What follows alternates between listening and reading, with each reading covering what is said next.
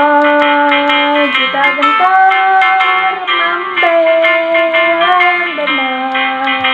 Maju tak gentar, hak kita diserang.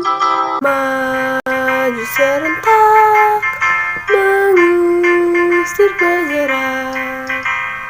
Maju serentak, tentu kita menang. Bergerak, bergerak, serentak, serentak, menerkam, menerjang, terjang. Tak gentar, Menyerang, menyerang, majulah, majulah, menang.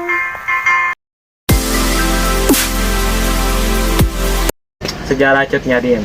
Cut Nyadin dilahirkan dari keluarga bangsawan yang taat beragama di Aceh Besar, wilayah ke-6 Mukim, pada tahun 1848. Ayahnya bernama Teoku Nanta Seutia, seorang ule balang ke-6.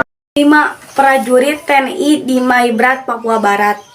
Tentara Pembebasan Nasional Papua Barat, Organisasi Papua Merdeka atau disebut TPNPB-OPM, mengklaim jadi pihak bertanggung jawab atas serangan terhadap 5 personel TNI di kawasan Kampung Pankario dan Kampung Kamat, Distrik Aipat Timur, Kabupaten Maibrat, Papua Barat.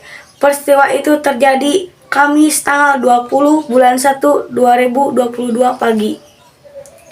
Jubir Komnas TPNPB-OPM Sebi Sambos menyampaikan, serangan itu dilakukan TPNPB Kodam 4 Sorong Raya ke personel TNI yang tengah memperbaiki jembatan dan 1 di antaranya tewas tertembak. Mereka telah serang pasukan teroris yaitu TNI Polri di jembatan saat perbaikan jembatan dan berhasil tembak mati seorang anggota TNI dan melalui seorang, kata Semi dalam keterangannya.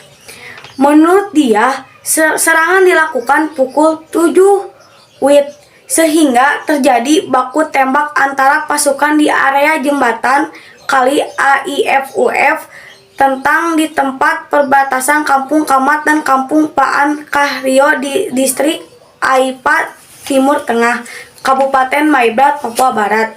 Serangan telah dilakukan atas perintah oleh pimpinan Panglima Denimos dan Wakil Panglima Kodam 4 Sorong Raya, Brigjen Jakaria Spatem.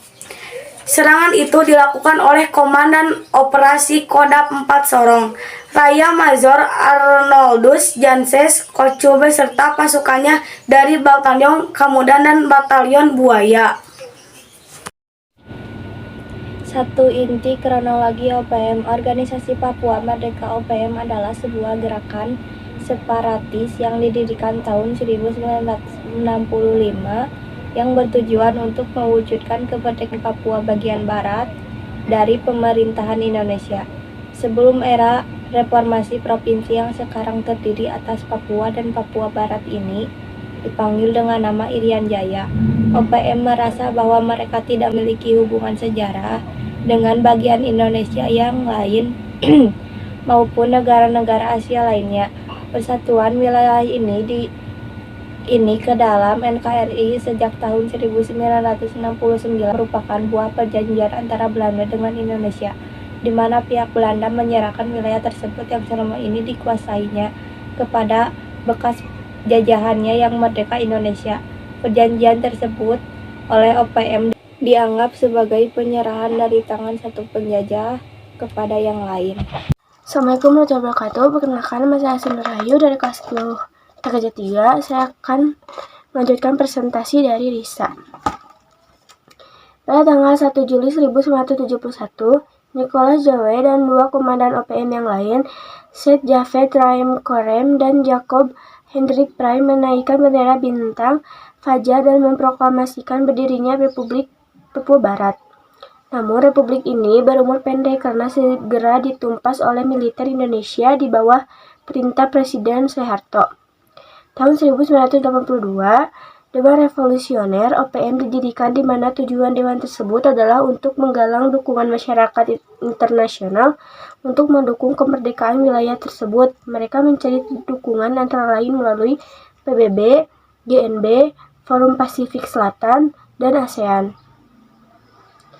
Kesenjangan sosial yang sangat begitu tajam antara warga pendatang dan warga asli, serta eksploitasi alam bumi Papua yang membabi buta, semakin menambah deretan alasan pembenaran gerakan separatis ini.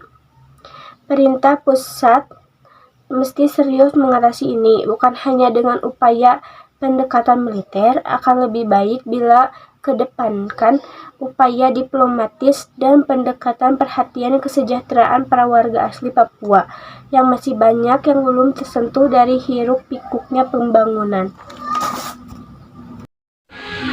Assalamualaikum warahmatullahi wabarakatuh. Perkenalkan, nama saya Sami Hafiz dari 10 TKJ 3. Dua penyebab peristiwa OPM. Karena OPM merasa bahwa mereka tidak memiliki hubungan sejarah dengan bagian Indonesia yang lainnya maupun negara-negara Asia lainnya. Penyatuan wilayah ini ke dalam NKRI sejak tahun 1969 merupakan sebuah perjanjian antara Belanda dengan Indonesia, di mana pihak Belanda menyerahkan wilayah tersebut yang selama ini dikuasainya kepada bekas jajahannya yang merdeka. Perjanjian tersebut oleh OPM dianggap sebagai penyerahan dari tangan satu penjajahan kepada yang lain. Adapun penyebab konflik sosial OPM yaitu 1. Sejarah integrasi dan dari status identitas politik. 2.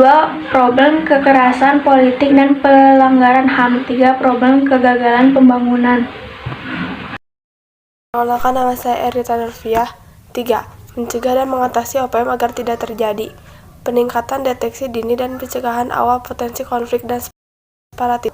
Peningkatan kesejahteraan masyarakat di daerah rawan konflik atau separatisme melalui perbaikan akses masyarakat lokal terhadap sumber daya ekonomi dan pemerataan pembangunan antar daerah. Pelaksanaan pendidikan politik secara formal, informal, dialogis, serta melalui media massa dalam rangka menciptakan rasa saling percaya. Penerapan konsep penyelesaian konflik secara damai, menyeluruh, bermartabat. Dalam cara penanganan ancaman separatisme, Indonesia juga cukup berhasil dengan cara tersebut, seperti saat adanya GAM atau Gerakan Aceh Merdeka. Saat ini sudah kembali ke Negara Kesatuan Republik Indonesia. Semoga saja permasalahan OPM ini segera berakhir dan berharap untuk kembali ke Negara Kesatuan Republik Indonesia.